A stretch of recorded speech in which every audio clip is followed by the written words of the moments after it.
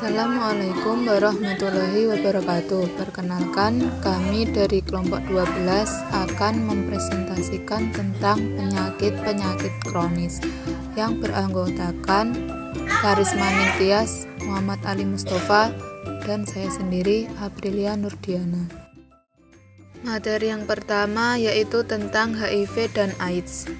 HIV merupakan singkatan dari Human Immunodeficiency Virus, yaitu virus yang dapat menyerang sistem kekebalan tubuh manusia.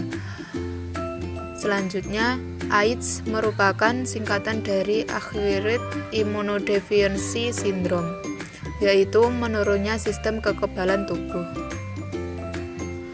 Setiap orang yang mengidap AIDS pasti mengidap HIV, tetapi tidak setiap orang yang mengidap HIV akan mengembangkan AIDS. Fase perkembangan perjalanan HIV. 1. Fase window period atau periode jendela, yaitu pada masa ini seseorang telah terinfeksi HIV sama sekali tidak menunjukkan gejala apapun. 2. Fase asimptomatik tanpa gejala, yaitu pada fase ini seorang pengidap HIV tidak menunjukkan gejala sama sekali, tetapi perlahan-lahan jumlah CD4 dalam darah menurun karena disirang oleh HIV. 3. Fase simptomatik atau bergejala, yaitu pada fase ini seseorang pengidap HIV akan mengalami gejala-gejala ringan, tetapi tidak mengancam nyawanya. Yang keempat yaitu fase AIDS, yaitu pada fase ini pengidap HIV telah menunjukkan gejala-gejala AIDS. Salah satunya yaitu infeksi oportunistik atau penyakit yang muncul karena kekebalan tubuh manusia sangat lemah. Poin selanjutnya yaitu cara penularan HIV atau AIDS. Penularan HIV dapat terjadi bila ada kontak atau masuknya cairan tubuh yang mengandung HIV, yaitu 1. Melalui hubungan seksual yang berisiko tanpa menggunakan pelindung dengan seseorang yang mengidap HIV. 2. Melalui transfusi darah dan transplantasi organ yang tercemar HIV. 3. Melalui alat suntik atau alat tusuk lainnya yang dapat menembus kulit yang tercemar HIV. Selanjutnya yaitu pencegahan HIV atau AIDS. Pencegahan penularan melalui kontak seksual, yaitu 1. Abstinence atau tidak melakukan hubungan seksual sama sekali. Maksudnya hanya dilakukan melalui pernikahan yang sah. B. Faithful atau saling setia, hanya melakukan hubungan seksual dengan satu orang, saling setia dan resmi sebagai pasangan suami istri. Yang ketiga C. Kondom. Apabila salah satu pasangan sudah terinfeksi HIV atau tidak dapat saling setia, maka menggunakan pengaman atau pelindung untuk mencegah HIV. Selanjutnya, pencegahan penularan melalui darah. 1. Drug. Jangan menggunakan narkoba, terutama narkoba suntik, karena dikhawatirkan jarum suntik tidak steril. Yang kedua yaitu education. Pendidikan seksual sangat penting khususnya bagi para remaja agar mereka tidak berisiko HIV. Pencegahan penularan dari ibu kepada anak, yaitu melalui program pencegahan penularan dari perempuan atau ibu pengidap HIV kepada bayinya, yang dikenal dengan PMTCT atau Prevention of Mother to Child Transmission atau PPTCT, Prevention of Parents to Child Transmission. Kemudian terapi HIV atau AIDS.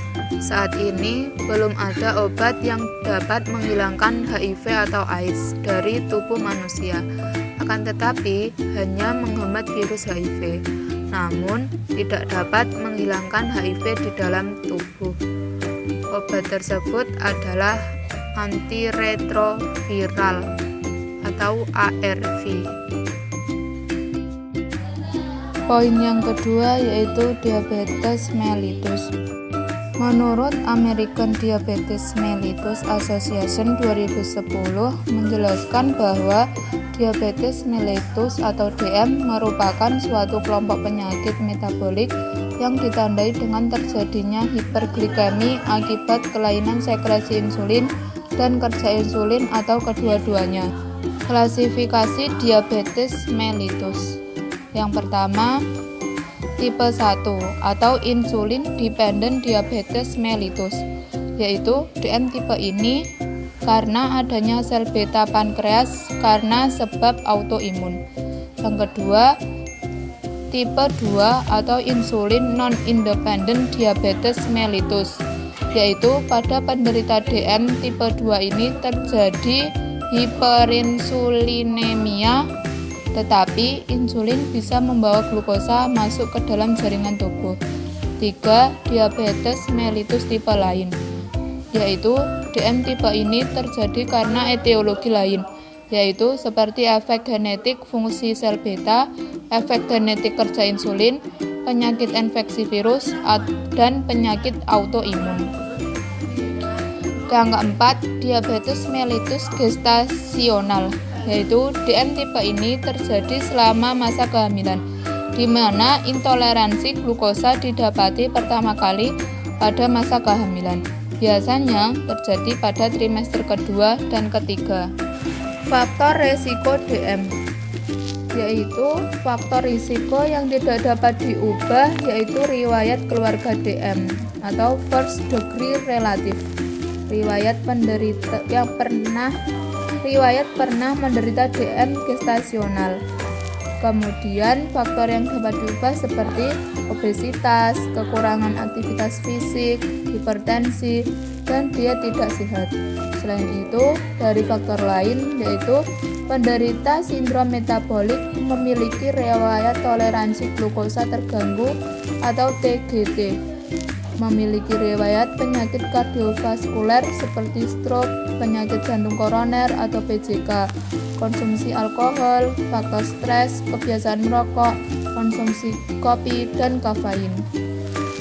Tanda dan gejala DM, yaitu 1. Penurunan berat badan dan rasa lemah, poliuria, polidipsi, dan polifagi. Penata laksanaan DM yaitu 1. Edukasi, yaitu tim kesehatan mendampingi pasien dalam perubahan perilaku yang memerlukan partisipasi aktif dari pasien dan keluarga pasien.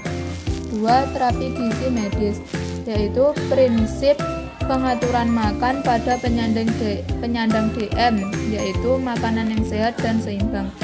Yang ketiga, latihan jasmani, yaitu melakukan olahraga secara teratur 3-4 kali dalam seminggu, masing-masing selama kurang lebih 30 menit. Yang keempat, intervensi farmakologis, yaitu terapi farmakologi diberikan bersama dengan peningkatan pasien, pengaturan makanan, dan latihan jasmani. Terapi ini terdiri dari obat maupun suntikan. Yang ketiga yaitu stroke. Stroke merupakan kondisi yang terjadi ketika pasokan darah ke otak terganggu atau berkurang akibat penyumbatan, stroke iskemik, atau pecahnya pembuluh darah, stroke hemoragik. Ada beberapa faktor yang meningkatkan risiko stroke, yaitu hipertensi, diabetes, kolesterol tinggi, obesitas, dan dari faktor gaya hidup meliputi merokok, kurangnya olahraga, mengonsumsi obat-obatan terlarang, kecanduan alkohol, dan faktor keturunan yang memiliki anggota keluarga yang pernah mengalami stroke. Ada 3 gejala utama stroke, yaitu salah satu sisi wajah akan terlihat menurun dan tidak mampu tersenyum karena mulut atau mata terkulai. Yang kedua, tidak mampu mengangkat salah satu lengannya karena terasa lemas atau mati rasa. Yang ketiga, ucapan tidak jelas, kacau, atau bahkan tidak mampu berbicara sama sekali meskipun penderita terlihat sadar. Cara mencegah stroke yaitu dengan menjaga pola makan. Terlalu banyak mengonsumsi makanan asin dan berlemak dapat meningkatkan jumlah kolesterol dalam darah dan beresiko menimbulkan hipertensi yang dapat memicu terjadinya stroke. Lalu hindari mengonsumsi garam yang berlebihan. Mengonsumsi garam yang ideal adalah sebanyak 6 gram atau 1 sendok teh perharinya. Lalu olahraga secara teratur. Olahraga teratur dapat membuat jantung dan sistem peredaran darah bekerja lebih efisien. Yang terakhir yaitu berhenti merokok. Perokok berisiko 2 kali lipat lebih tinggi terkena stroke karena rokok dapat mempersempit pembuluh darah dan membuat darah mudah menggumpal. Yang keempat yaitu kanker. Kanker merupakan penyakit yang disebabkan oleh pertumbuhan sel abnormal yang tidak terkendali di dalam tubuh. Pertumbuhan sel abnormal ini dapat merusak sel normal di sekitarnya dan di bagian tubuh yang lain. Kanker ini merupakan penyebab kematian kedua terbanyak di seluruh dunia. Kanker sering menyebabkan kematian karena umumnya penyakit ini tidak menimbulkan gejala pada awal perkembangannya, sehingga baru terdeteksi dan diobati setelah mencapai stadium lanjut. Tanda dan gejala kanker yaitu terdapat pendarahan atau pengeluaran yang tidak wajar, lalu penurunan berat badan dengan cepat akibat kurang lemak dan protein, dan benjolan pada payudara. Yang terakhir yaitu perubahan tahi lalat atau kulit mencolok. Secara spesifik, kanker memiliki tipe berdasarkan organ yang diserangnya. Gejala yang terjadi memiliki ciri khas masing-masing, tetapi tidak menutup kemungkinan dapat juga muncul kombinasi gejala lainnya. Pengobatan kanker itu sendiri bergantung pada jenis atau tipe kanker yang diderita, dari mana asal kanker tersebut atau pola penyebarannya, umur, kondisi kesehatan umum pasien, serta sistem pengobatan juga mempengaruhi proses pengobatan kanker.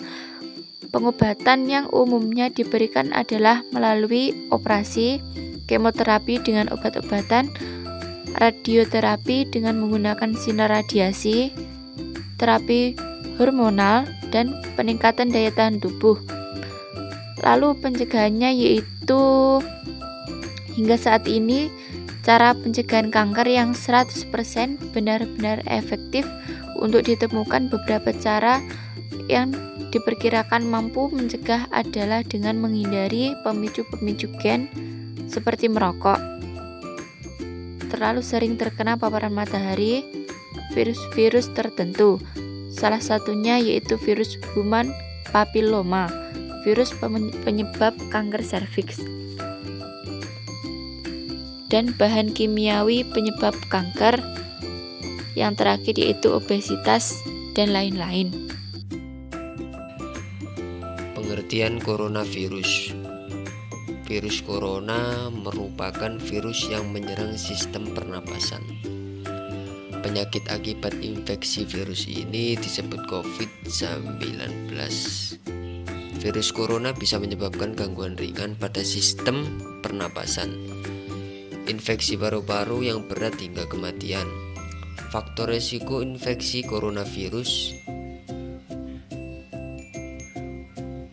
Siapa saja dapat terinfeksi virus corona, akan tetapi bayi dan anak kecil serta orang dengan kekebalan tubuh yang lemah lebih rentan terhadap serangan virus ini. Penyebab infeksi coronavirus sendiri disebabkan oleh virus corona itu sendiri. Kebanyakan virus corona menyebar seperti virus lain pada umumnya,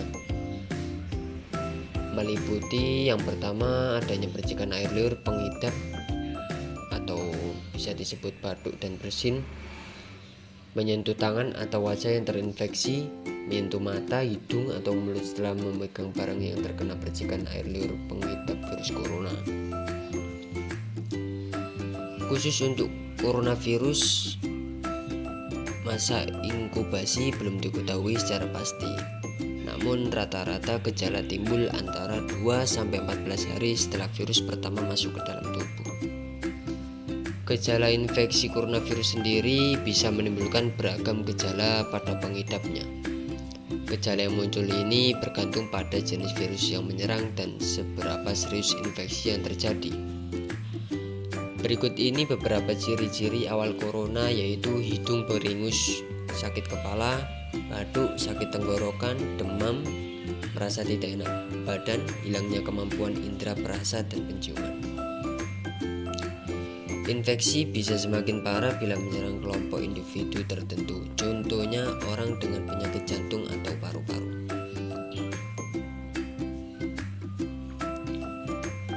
Mencegah infeksi coronavirus, salah satunya tindakan yang bisa dilakukan untuk mencegah infeksi virus corona adalah melakukan vaksinasi.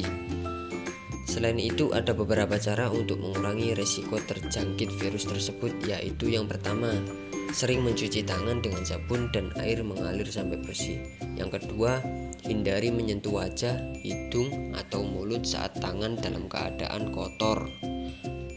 Yang ketiga, hindari kontak langsung dengan orang yang sakit. Yang keempat, hindari menyentuh hewan atau unggas liar. Yang kelima, tutup hidung dan mulut ketika bersin atau batuk dengan tisu. Kemudian buang tisu lalu cuci tangan. Yang keenam, jangan keluar rumah dalam keadaan sakit. Yang ketujuh, kenakan masker saat melakukan kegiatan di luar rumah. Yang kedelapan, mengkonsumsi vitamin untuk meningkatkan daya tahan tubuh. Terima kasih.